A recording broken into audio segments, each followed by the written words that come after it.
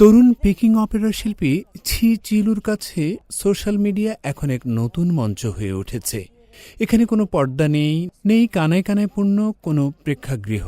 আছে কেবল একটি ক্যামেরা, একটি স্ক্রিন এবং মোবাইল ফোনের মাধ্যমে অনুষ্ঠান দেখা একদল দর্শক।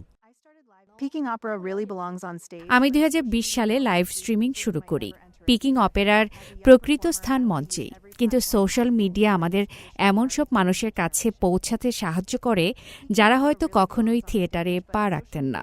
একজন তরুণ শিল্পী হিসেবে আমি সম্ভাব্য সব প্ল্যাটফর্ম ব্যবহার করে এই ঐতিহ্যবাহী শিল্পকে নতুন প্রজন্মের কাছে তুলে ধরতে চাই।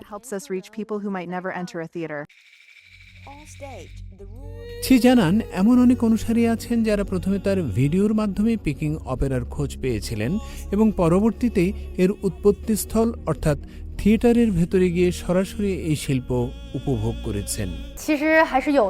আমার এক অনুসারীর জন্ম ২০০০ সালের পরে। সে আমার লাইভ স্ট্রিমিংয়ের মাধ্যমে ঐতিহ্যবাহী অপেরার খোঁজ পায় এবং এর পোশাক ও সাজসজ্জার প্রতি মুগ্ধ হয়ে পড়ে। আজ সে কেবল অপেরার একজন ভক্তই নয়, বরং পেশাদার মেকআপ আর্টিস্ট হিসেবেও কাজ করছে। তবে নতুন দর্শকদের কাছে পৌঁছানোর বিষয়টি একটি পুরনো প্রশ্নও সামনে নিয়ে আসে। কোনো ঐতিহ্য কতটা পরিবর্তিত হতে পারে বা কোন পর্যায়ে গিয়ে তা আর আগের মতো থাকে না। সোশ্যাল মিডিয়ায় কারো মনোযোগ আকর্ষণ করার জন্য আপনি মাত্র ৩ সেকেন্ড সময় পান।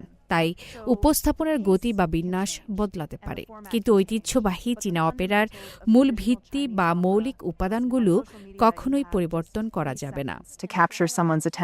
যে প্রজন্ম সোয়াইপ করার মাধ্যমে পৃথিবীকে জানতে অভ্যস্ত, তাদের কাছে পিকিং অপেরার অভিজ্ঞতা হয়তো আর থিয়েটারের টিকিট কেনার মাধ্যমে শুরু হবে না, বরং তা শুরু হতে পারে ফোনের পর্দায় দেখা কোনো ভিডিওর মাধ্যমে। মাহমুদ হাশিম, সিএমজি বাংলা।